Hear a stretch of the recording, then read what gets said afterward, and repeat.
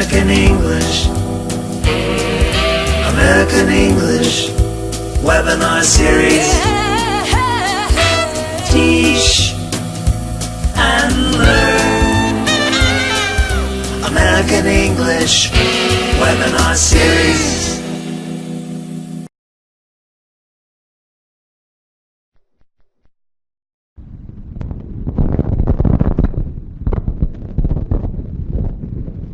Welcome everyone to our second session in American English Webinar Series 6, brought to you by the American English team at the U.S. Department of State in Washington, D.C. Let's start our session today with a great photo submitted by alumna Kasiyat with her viewing group in Uzbekistan. These webinar participants are pictured with their e-certificates issued by their local U.S. Embassy for their successful completion of the Series 5 webinars. We love to see teachers learning and exchanging ideas during webinars, as well as celebrating their successful completion of a webinar series. Please share your webinar viewing photos by emailing them to americanenglishwebinars@elprograms.org. We may feature them in the next webinar. I'm Katie Subra, part of the American English team, also known as Moderator Katie S. Lauren and Heather will also be in the chat box today, helping you out and supporting you throughout the webinar series. Here you can see the exciting schedule for this series. Our next Series 6 webinar, Beyond Proficiency, Nurturing Critical Thinking Skills in the EFL Classroom, will be in 2 weeks on May 31st, and it will be presented by our very own webinar moderator and past presenter, Heather Benucci. Our webinars are each 60 minutes long. Webinars are often related to a theme found on the American English website. The Teacher's Corner section from the website, shown here, features resources and lesson ideas related to the month's topic. The theme for May is critical thinking. Next, let's look at how you will participate in the webinars.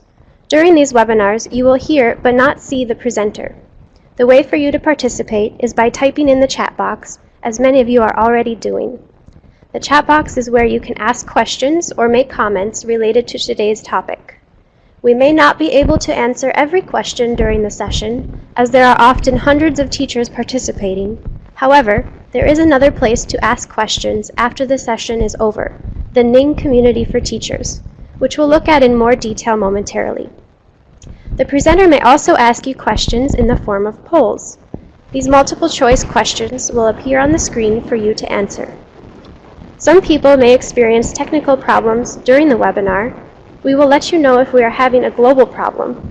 However, if you do lose sound, you can follow along with the caption pod at the bottom of the screen if refreshing your internet browser doesn't correct the problem. Each webinar series consists of 6 webinars. During the series, webinars take place every other Wednesday. Participants who attend at least 4 out of 6 webinars receive an e-certificate from the Regional English Language Office or local U.S. Embassy after the series ends. To ensure you are eligible for the e-certificate, we will ask you to submit your attendance at the very end of the webinar. At the end of the webinar, you will go to the internet link that we provide you so that you can submit the requested attendance information. We hope many of you are already Ning community members, but if you haven't registered yet, please do join us. It may take up to 72 hours for your Ning registration to be approved, but here you can find resources and discussion questions related to each webinar, as well as all of the webinar recordings and featured materials. The Ning is also where you can ask presenter questions after the webinar and live chat with your fellow community members. Before I introduce our webinar for today, I'd also like to encourage you to subscribe to our American English YouTube channel. You can find many useful videos there for both English language teachers and learners. Perhaps you have already subscribed, but have you seen the new Conversational English playlist? These videos will help your students learn English to use in common conversational situations, as the main character, Anne, meets new people, talks about jobs and hobbies, asks favors, and more. And now for today's webinar, Developing Your Students' Vocabulary and Grammar for Critical Thinking. Do your students have difficulty practicing their critical thinking skills because they lack familiarity with keywords and phrases? During this webinar, the presenter will identify key vocabulary and grammatical structures that your students can use for critical thinking exercises, and he will model multi-level classroom approaches for introducing and practicing them in critical thinking exercises through the use of visual media. And now it is my pleasure to introduce today's presenter, Bruce Rubin. Bruce Rubin has taught English to international university students and adult immigrants since 1989. Since 2001, he has been teaching for the American Language Program at California State University, Fullerton, while also training future teachers studying in the TESOL department and foreign faculty participating in short-term programs. He is also the author of Inside Reading Level 3, published by Oxford University Press. Bruce is currently the interim director of the American Language Program. Welcome, Bruce. Thank you, Katie. That was a really nice introduction, and welcome everybody. I'm so happy to be here today. This is Developing Your Students' Vocabulary and Grammar for Critical Thinking. And as Katie mentioned, I'm going to model and demonstrate some exercises for critical thinking in class.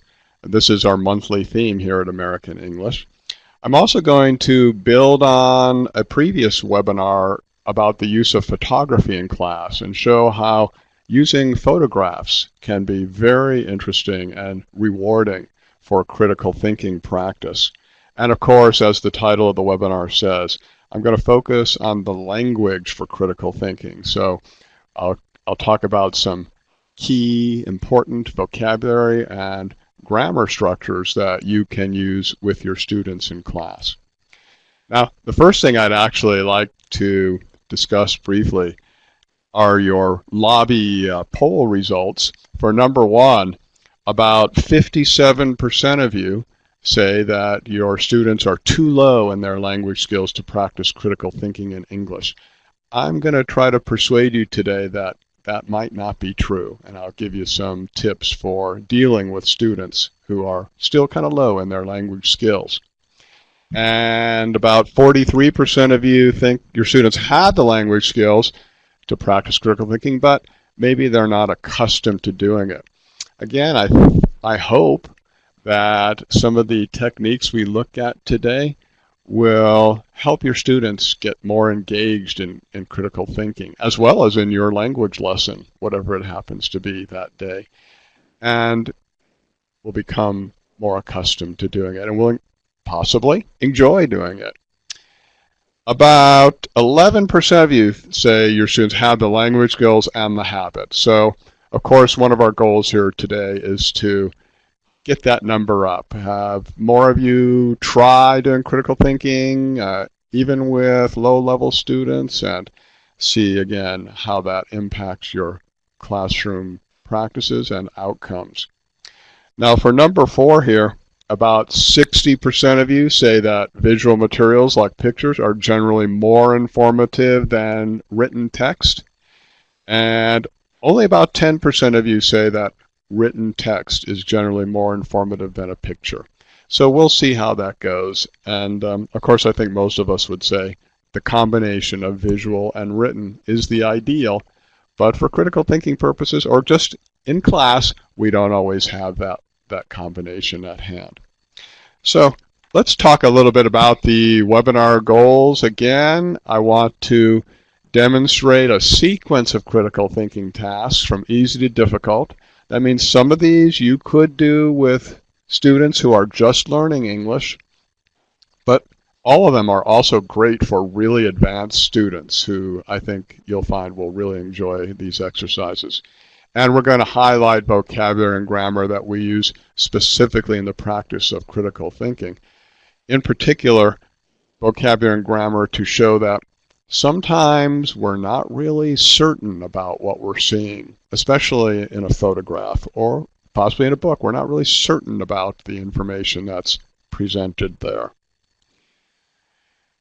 I won't spend too much time defining critical thinking, but I just want to say most people look in the dictionary and pick out definition number 1 for critical: judging severely and finding fault. Sounds so negative. I think a lot of people, a lot of students just don't want to do it. They don't want to find mistakes or criticize people, and that's what they think it means. But meaning number 2, this is the one I prefer: reflecting careful analysis and judgment.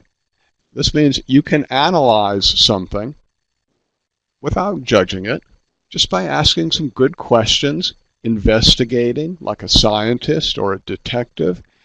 You're not trying to criticize. In fact, you might find that you really appreciate an argument even more after doing some critical thinking. And you might say, oh, this speaker or this writer, really, really great. So we're not necessarily looking for negatives. We're looking for to get closer to the truth. And that's what we're going to add here. We're trying to get closer to the truth. And we're also trying to distinguish between knowing and guessing. This is particularly important with photographs, where people often look at the photograph and think they know everything. But when we start to analyze it, we often find we have a lot more questions than answers. But the fact that the photograph inspires so many questions, that's what makes it a really great tool for critical thinking and for inspiring discussion and even some creative thinking in the classroom. Here's a simple sequence for critical thinking. I'm going to discuss each of these in a little more detail, but we begin with observing. And here I'm talking about a very close kind of observation, looking at details, again, like a detective. Understanding, and here it's not so hard sometimes to understand what's going on in a picture, but sometimes, as you'll see, it's really hard to understand. And I think we'll need to understand the limits of what we can really understand in a photograph. We'll analyze it. I'll give you some tips for that. And we'll do some synthesizing here, meaning bringing information together from more than one photo. Yeah, I see something in the chat box about Bloom's taxonomy. That's right. This is originally where this sequence came from, and some of the details will come from Bloom's taxonomy. Okay, now before we talk about this first thing, let's try a raise your hand. So if you've ever led a class discussion about photographs and what they show, please raise your hand. It's that little icon up in the left taskbar up at the top.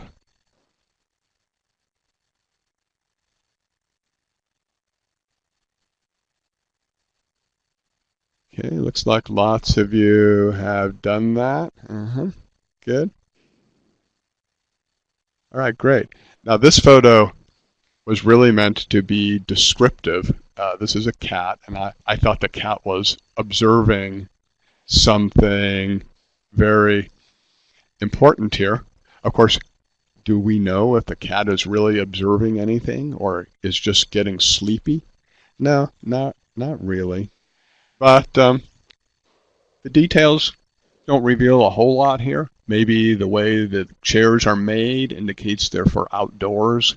Maybe the stack of them with the pretty colors indicates they're at a cafe or somebody's patio. In fact, I took this photo in Amsterdam at a sidewalk cafe several years ago. But here for the technique, make sure you let your students look closely at the photo before you show them any written text. Look at the whole picture and ask them, I'm sure you've all done this, what's it about? What's going on? Just get a general sense of it. And then zoom in on details. What do they tell us? like the stacked chairs here? What do they tell us?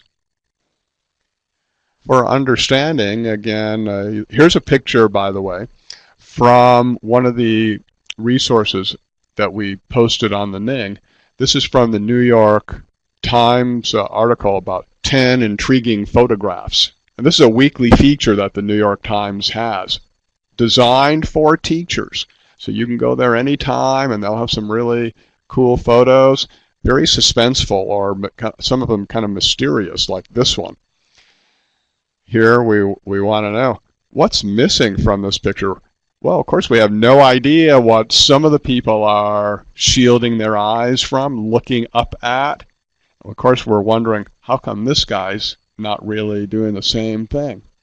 And so we don't know what's really happening in this picture at all.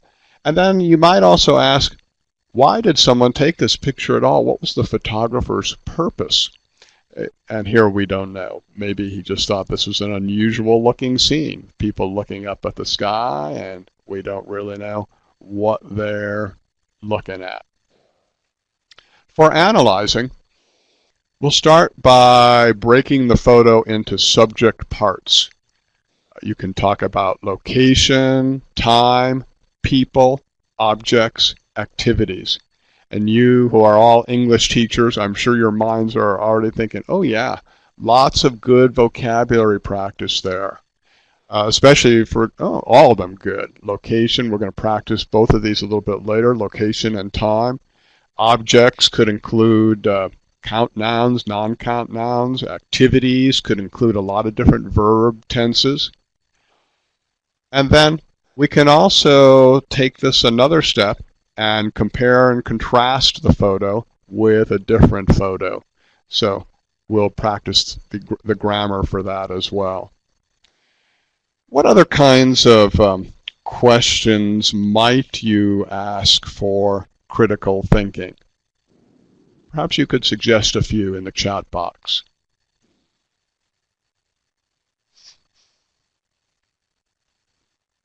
Okay, I see lots of people typing here.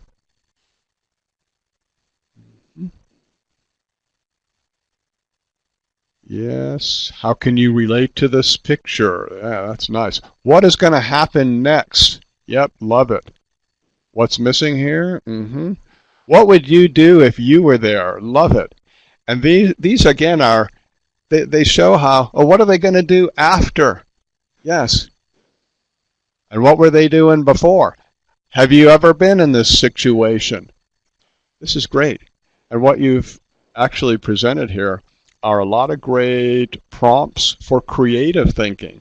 Again, it's a small jump sometime from critical thinking to creative thinking. Creative thinkers use a lot of critical thinking skills in writing their stories or making their pictures. Yeah, a lot of great questions still coming up here. That's really fantastic. And here's a few more.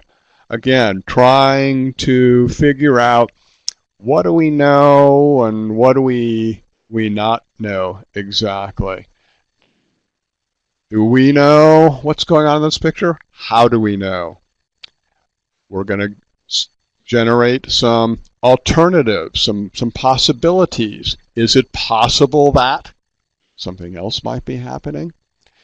Do you have any other ideas? Any hypotheses? Like a scientist. We'll talk about this word again in the next slide. That's a good critical thinking skill. Why do you think that? Some people think why is the most important critical thinking question word, but they're all good. Why do you say that? Here again, you're asking the student to provide some evidence for his or her thinking. That's really important. For synthesizing, we're going to, again, put parts together to form a big picture and make connections between multiple photos. This photo, by the way, from Yosemite National Park in Northern California, not too far from where I live. Beautiful place. Okay, with a photo in general, when you're using these photos in class for critical thinking, you want to ask simple questions, but questions that do reveal something. Could be, the standard questions: who, what, when, where, how, and yes, of course, why. And you can keep your answers fairly simple depending on the level of your students, but we really want to guide the students to show them what we really know about what is happening in the picture and what we're not sure about. And when we respond to the picture and when we report about the picture, we want to be careful with the language we use. We want the language to indicate that we're really sure about something, or maybe we're not so sure. And we want to generate hypotheses, like a scientist or a detective or a journalist or an engineer or a creative artist or writer. What is a hypothesis? Well, a possible explanation that needs testing or more evidence before we can say it's true. In the photo here, you have one of the most famous scientists in history, Albert Einstein. You'll notice that Einstein has his famous formula, E equals mc squared, up on the board there. But it says Pixabay equals E equals mc squared. Now, Pixabay is a great source. I put the picture on here partly so that you would be aware of it and feel free to use it. A lot of great free photos. Several of photos like this one came from Pixabay in this webinar. But Pixabay did not exist during Einstein's lifetime. So this is also an indication that sometimes photos can be manipulated to show something that may not have ever really happened. We don't want to dwell on this too much in class, but we do want to look for photos that we think are more trustworthy. And here's our photo number 1. Again, I'm not going to tell you anything about it until we're finished discussing, and then I'll share everything I know about it. And we're going to start just by asking a couple of questions. Where is this? And yes, I see that it's in a dining room of some kind, but where in the world do you think this is happening? Where in the world is this scene taking place? Okay. I see a U.S., European Union, USA, Clueless, Russia, Germany. Do we know? Well, just from looking, no, we don't know. We might say North America, South America, Europe. These appear to be European American people here. Do we know when this scene is taking place? I see some, looking at the chat box, I see, oh, it could be anywhere, somewhere. When? Yeah, I see 1960s, 1950s, 1980s. Yeah, a little bit before that. How do we know? Well, we see the black and white photo, although here I have to say, I live very close to Hollywood, and as you know, I think Hollywood can recreate any scene. Oh, Regina in Brazil got the 1940s. Very good. Hollywood can recreate any scene, but this is not a Hollywood scene. This is a real scene. And actually, if you zoom in on this photo, you see a calendar on the wall over the older woman's head, and it says May 1940. So actually, if your students, and you're guiding your students to be detectives, they'll see that calendar, and they'll see the May 1940. And the calendar also indicates that we're in an English-speaking country. Still don't know which one, but I'll let you know as soon as we're done here. Okay, now let's go to a poll here and see what you think about some details of this photo.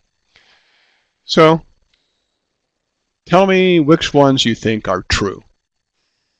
Sentence A, these children are all siblings. Siblings are brothers and sisters.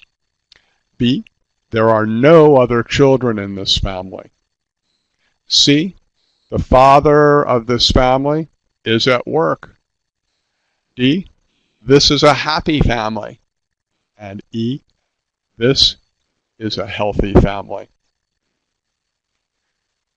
Okay, good. Results are coming in. And I'm going to ask you, how do you know? How do you know these children are all siblings? Well, actually, I don't think we really know just by looking. One of those girls or the boy could be a neighbor, could be a friend, could be a cousin. They do look a little bit alike. I see that. They do look comfortable and happy together. Sure. But again, they could be neighbors, friends, cousins. Not sure that they're all siblings. What about other children in this family? Maybe other children are out working or visiting their friends. We really don't know. There could be another child sleeping in another room. Maybe he's sick, couldn't come to dinner. We don't know. Answer C. The father of this family is at work. Again, I see only about 14% of you are saying that's true. Good. Because, honestly, we don't know.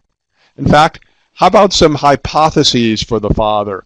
Where else could the father be? What other possibilities are there for the father? He might be dead, he might be sleeping, he might be at the war, might be taking a shower, might be working.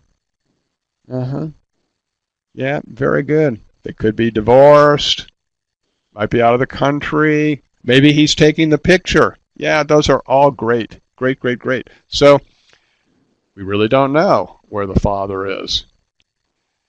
Answer D and E. These are little trickier.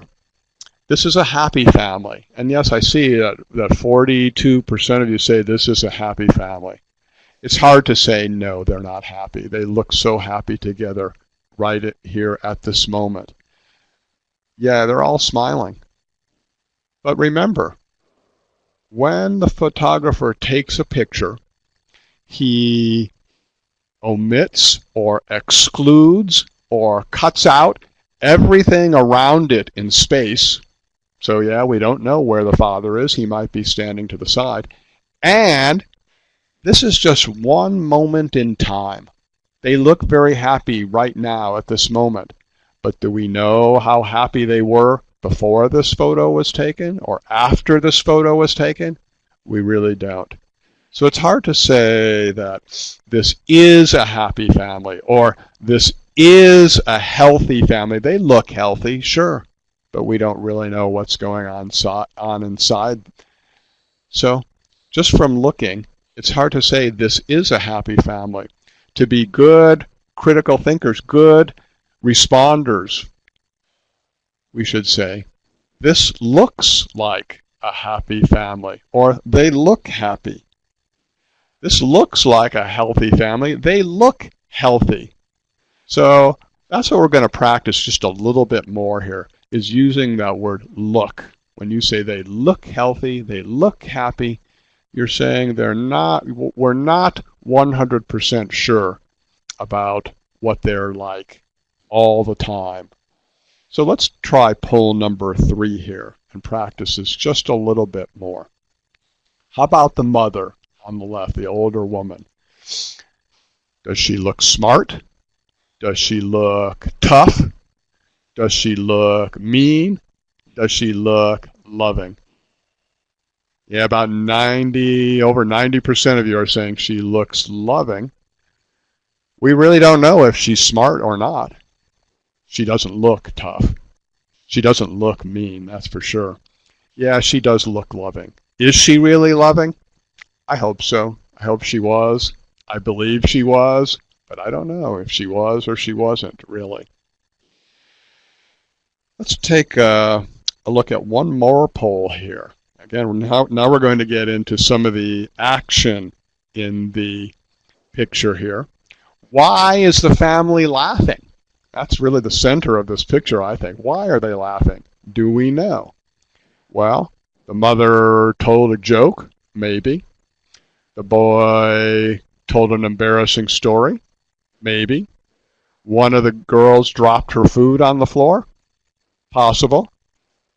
Or is it statement D? We have no idea. Yeah, I think most of you you've got it. 67% saying, yeah, we really don't know why they're laughing. A, B, C, these are all possible hypotheses and could be a great way to start a creative story about this photo. But in reality, we don't know why they're laughing. These are hypotheses. Okay, here are a few other ways to talk about what we're seeing here now. You can also say, maybe they are happy and healthy. They are probably happy and healthy. They might be happy and healthy. I think that they are happy and healthy. Or I feel that they are happy and healthy. Or I believe that they are happy and healthy. Notice I'm not saying I know that they are happy and healthy. I don't know that. But I think it, I feel it, I believe it. Means I'm not 100% sure. I don't have enough evidence to say. I can also say it is possible that they are happy and healthy. And for slightly more advanced learners, this is so common in academic writing and also in the newspapers and television. The photo suggests that they are happy and healthy. Many news reports will say something like, the research suggests that vegetables are good for your health. Well, what does that mean? Suggests. It means, yeah, there's some research. That's good. We have some knowledge.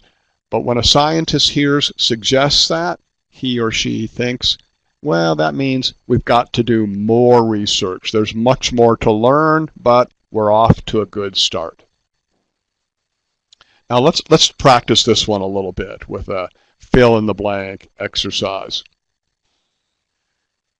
Their laughter suggests that. Please give me a few ways. Suggests from Lebanon that they might be happy. Very good. Now actually with suggests, you don't have to add the might be. Suggests already tells you it's a maybe. So suggests they are happy, suggests they are having fun together, suggests they are having a great time, suggests that they love each other. Those are all great. And for this one, their table suggests that, okay, they have food, they're not going hungry, they have a nicely set table. Yeah, they are tidy and clean. They are middle class. They're not rich, perhaps, but yeah, somebody says here they feel like they're rich. It does look that way, doesn't it? And their house suggests, oh, perhaps some of the same, that they're middle class, that they're comfortable, that they're neat and tidy, that they're modest, that they're ordinary people, they're sharing things and talking in a friendly way. Wonderful. Other opportunities for language practice. Of course, you can focus on objects and use that construction, there is, there are, and prepositions of location.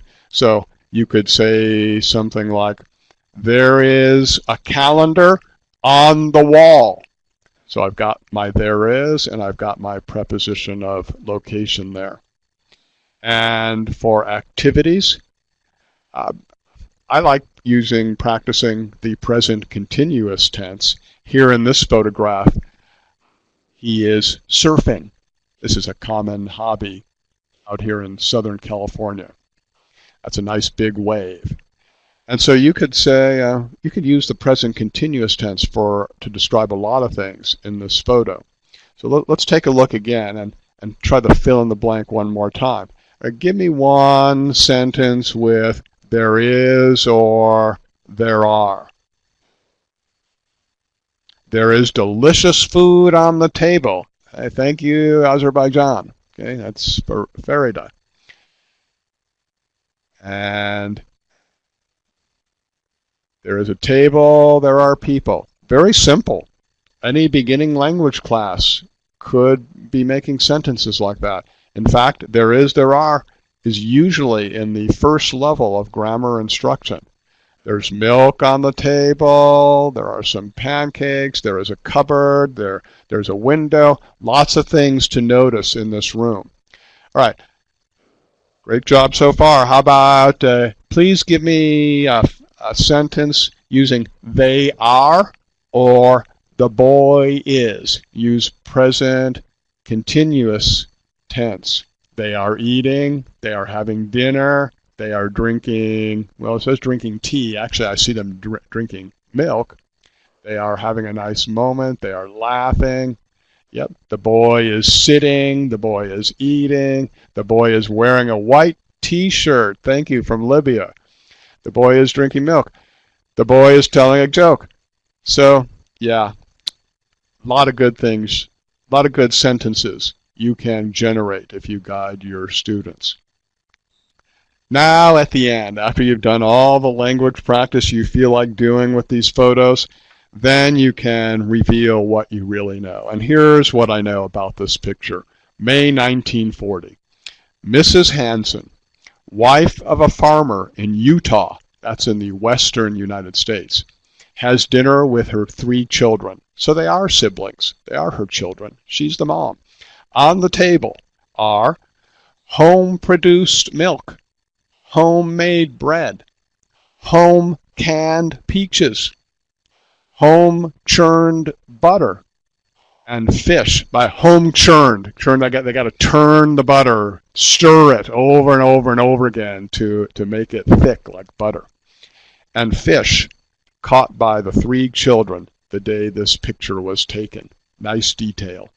Homemade dill pickles provided a relish, a little extra flavor. Pickles come from a vegetable called the cucumber. So now we have quite a bit of information here. Let's try poll number 5 and see what can we say we know now about this family. Poll number 5. All right, what do we know now? Answer A, they are a farm family. Answer B, they have cows. Answer C, they grow fruit and vegetables. Answer D, there's a river or a lake nearby. Answer E, the boy is a college student. All right, well, 96% of you are saying they are a farm family. Yes, we know this. It said so in the written text. She's the wife of a farmer. They have cows. I think we do know this because they have homemade milk, home-produced milk on the table there. They grow fruit and vegetables. Well, the text says they have home-canned peaches and homemade pickles, which come from vegetables. So I think they do grow fruit and vegetables. There is a river or a lake nearby. Well, the written text said the children caught the fish that day. So the river or the lake where the fish live can't be too far away. The boy is a college student. Yeah, very good. Only 4% of you chose this one because we really don't know. I don't know how old the boy is or what kind of school he may or may not go to. We really have no idea. So I think A, B, C, and D are all good ones to select. Answer E, not so good. We just don't know. Okay, so what other kinds of things could you do with this picture in class? Could you give me a suggestion or two? What else could you do with this picture in class? And I'll share one. Yep, you could make up a story. You could do some peer work about what's going on in the story, and you could create a news story. You could create dialogues. Oh, I love that. Imagine a dialogue between the people sitting there at the table. That's great. You could write a play out of that. And then students could perform it. Really nice. Building vocabulary, yes. Have somebody narrate the story, make up a short story, dramatize it. Wow. Yeah, a lot of great things you can do. These are all great ideas. Here's one that I've done many times, and I've posted this on the Ning, so you can use it if you feel like it. I've also posted another workshop on other ways to analyze a photograph, and the title of that one is called Reading a Photograph. I really think people have to take photographs more seriously, like the way they take a written text seriously. But in my assignment, I have each student in the class choose a photograph, not an advertisement, but a real photograph. And I ask the student to lead a class discussion about the photo, just like we've been doing today, without revealing any information, any written information, until the very end.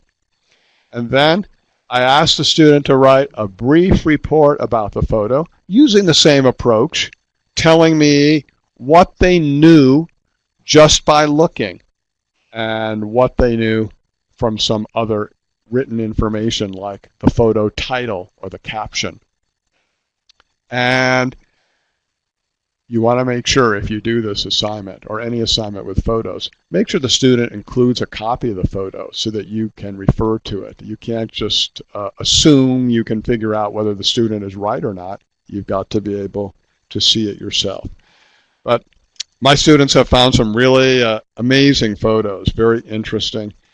Often we end up saying the photo is better at inspiring questions than it is for revealing exact information, but it's really great. Okay, now here's another photo. So we're going to do a little compare and contrast with this one, but just to start out, what kind of questions would you suggest for your students on this one? There is a little information on this one. It comes from a site called Photos for Class, another great website for free photos. It does say, where are they eating? What are they eating? Where are they? It does say family restaurant at the bottom. But what are they celebrating? Where are they from? You could talk about ordering food. Yeah, that's a great suggestion there. Restaurant conversation, restaurant English. Is it a holiday? How do they feel? Yep, these are all great questions. And you can ask the usual: when, where, who are these people? What kind of objects are there? Now, do we know where this one is? Well, there is a sign on the table that says, "Did you know?" So again, it appears to be the English-speaking world. The food, I see macaroni and cheese. I'm thinking that's a kind of American food, but I'm not actually 100% sure about that. But we know it's, again, somewhere in the English-speaking world. It says 2011 on it, so not so long ago. There's some good questions you could ask her about. Who's missing? I actually see 1, 2, 3, 4, 5, 6, about 8 trays out there and 6 people. So there could be 1 or 2 people missing, unless the one missing person, I only see 1 empty chair, so maybe he's just going to eat enough for 2 people. I don't know. But you could ask your students, who's missing?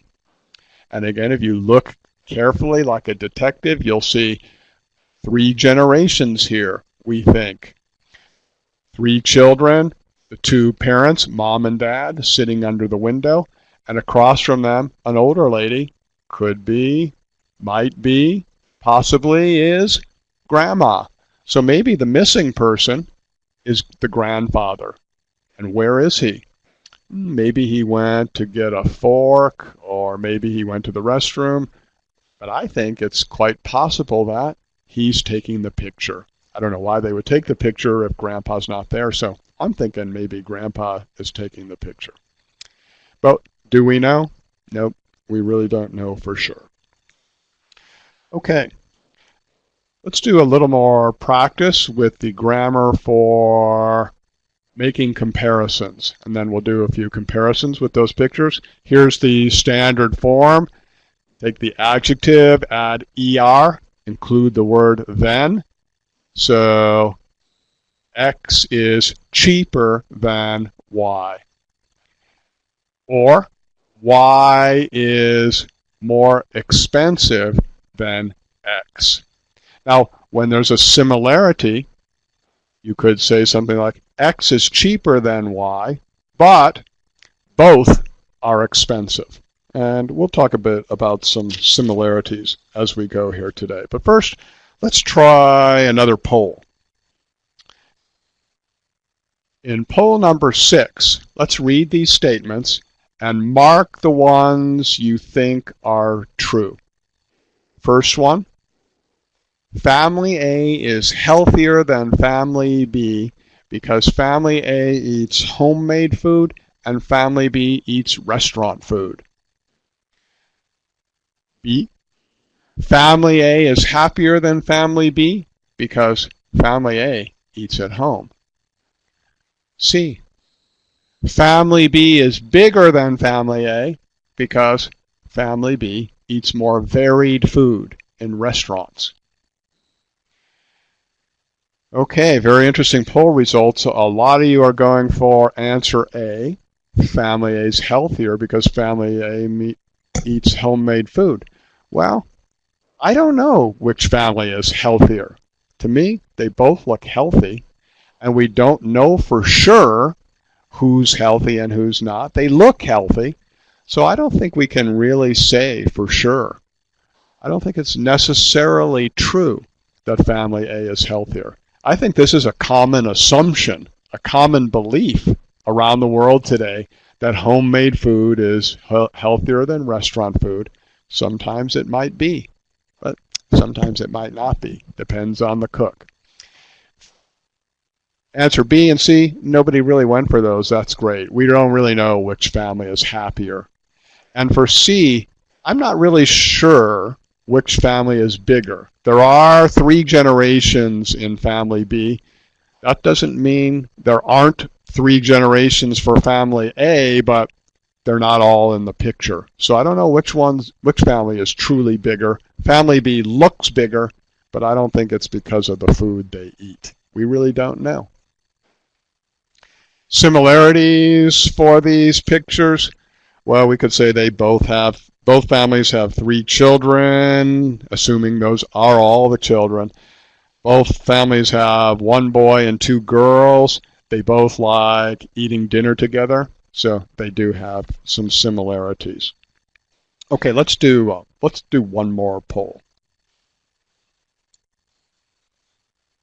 Mark the statements that you think are true, but notice the language on this one. Family B looks bigger than family A? Yeah, I think it does. Family B definitely looks bigger. Family B might be bigger? I think it might be.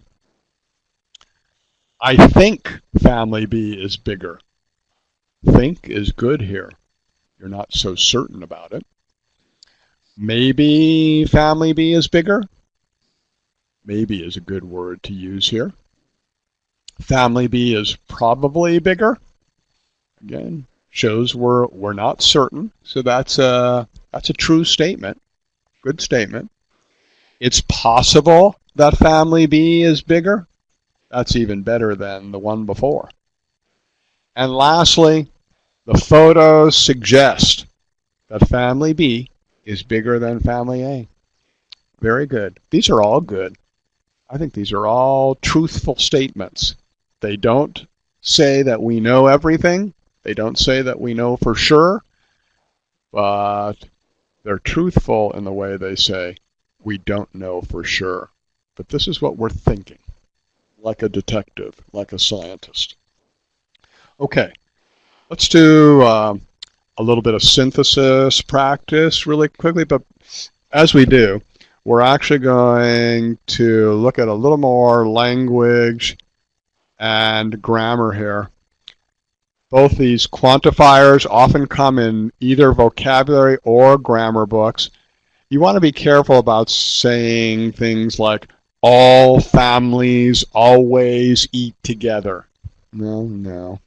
Or it's better to say many families eat together, or most families eat together sometimes. So using most, many, some, or a few is more careful and more accurate than using all or none. And then with the frequency adverbs, you want to be careful with always or never. Again, to say all families always eat in a restaurant, or no families ever eat in a restaurant. Neither are true. Better to use usually, often, sometimes, occasionally, rarely. These words will really help your students be persuasive when they argue, and they'll help others believe what your students have to say when they are more accurate with their language and not trying to say they know more than they really do. So again, let's practice this quickly. All families have children? No, not all. All families eat together at a table? No, not all. All families live in a house? No. Most families have children? Actually, when I wrote this, I thought, oh yeah, that is true. In the United States today, I'm not sure it's actually a most. It might be about 40% or so. Depends on how you define the word family. A family, for the U.S. government, a family is a husband and wife in the same house. So they might not have children. But many families eat together at a table. I think that's a good statement. Some families live in a house. Sure, nobody will argue with that. This is part of what you're doing, is saying things that people won't argue with, so that they'll agree with what you're talking about, and you're more likely to convince them. Now, when sometimes the writer or the speaker will tell you something, but not everything. They'll say something like A equals B. And then they might say B equals C. You might recognize this from geometry in a mathematics class, and if any of you are philosophy majors, this comes from symbolic logic. Now, if somebody says number 1 and somebody says number 2, therefore, there's a step 3, A must equal C. And this is what we call an inference. Yes, this is logic. And I've seen a few of you in the chat box already use this word inference. And you're right. Now here, in English we say the writer or speaker implies A equals C, means he doesn't actually ever say it. And the reader or the listener infers it. Now, let's practice this just a little bit more. So, what can you infer? I haven't eaten all day. You could infer, you must be hungry. She didn't sleep last night. What could we infer? Anybody have an idea here? You must be tired. She must be tired. Very good. Or he finally passed the test. He must be happy. Good. I'm seeing a lot of great responses there. Very good. Must be happy. And this restaurant is always crowded. What could we infer? Must be good. Must have good food, or must be good value in some way. So this is a good word to know for critical thinking. And this one says, yeah, it must be popular. Very good. This one says you really are certain about something. Now, we've done a lot of good work here with photographs. I did want to present one example of something that would be a little bit more complex in the grammar mainly. This is the kind of sentence that your students either now or someday will see on a difficult test like the TOEFL or IELTS or the SAT. Sometimes the grammar is a little hard to understand. But look at this statement. 9 out of 10 doctors responding to a survey said they recommend our product to their patients if they recommend anything. Let's have a poll on this one. I think we're going to poll 9.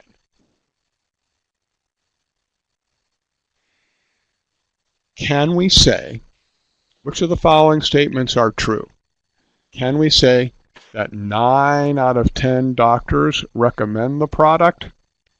Well, it said 9 out of 10 doctors responding to a survey.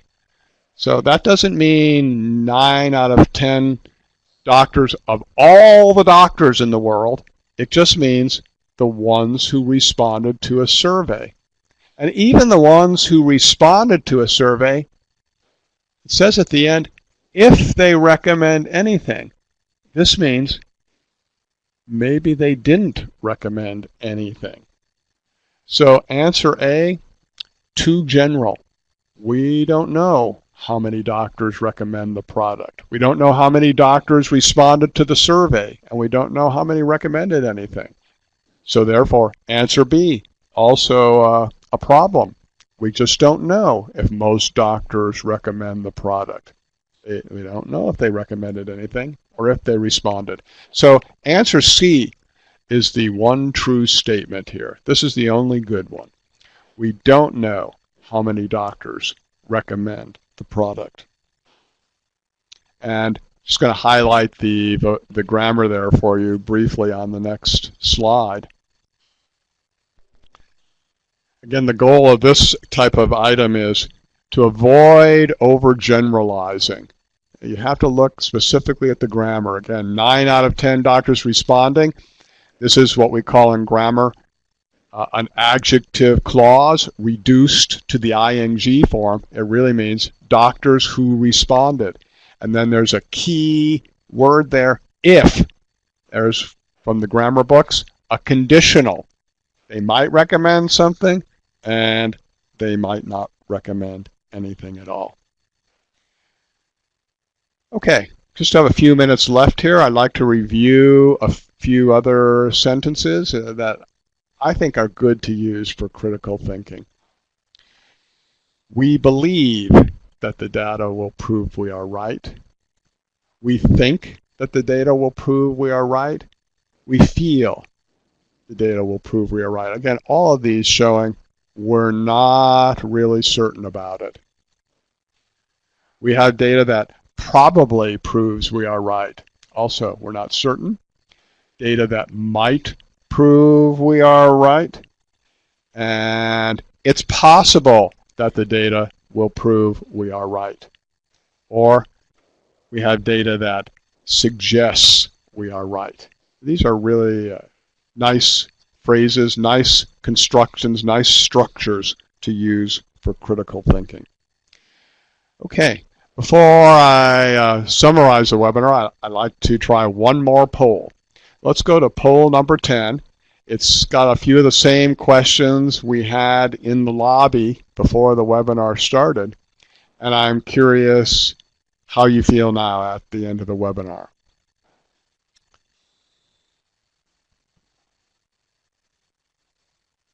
Okay, number 1, my students are too low in their language skills to practice critical thinking. Okay, great. I see this number going down, down. That's good. Before the webinar, this had about a 57% response rate. Now only about 25% of you agree with it. I'm so glad. And number 2, visual materials like pictures are generally more informative. Okay, that hasn't changed too much. And written text is generally more informative. Okay, that hasn't changed too much either. And I think, again, we'd all agree that the combination of visual material and written text is the strongest and most persuasive combination.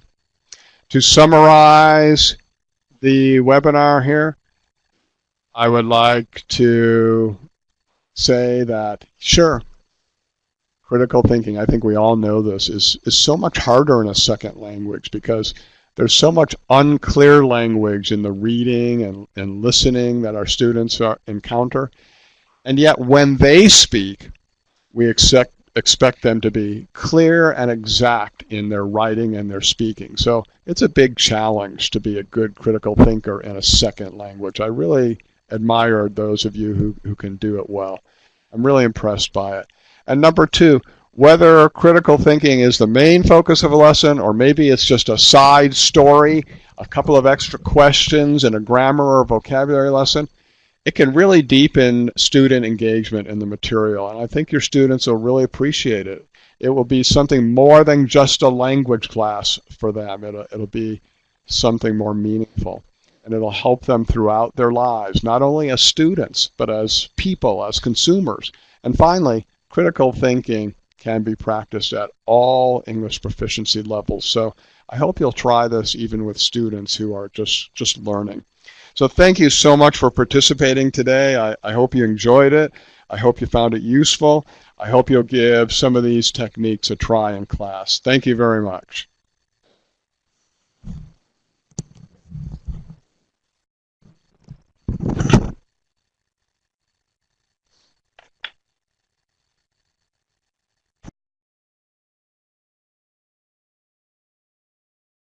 Ideas for developing our students' critical thinking practice through the use of visual media. You provided some great strategies for introducing key vocabulary and grammatical structures while guiding students to complete critical thinking tasks. We look forward to the post-webinar discussion and to exploring your Ning resource page. And we'd also like to thank you, our audience, for your active participation today. We look forward to learning with you again in 2 weeks on May 31st, when Heather Benucci will help us to better understand what it means to think critically.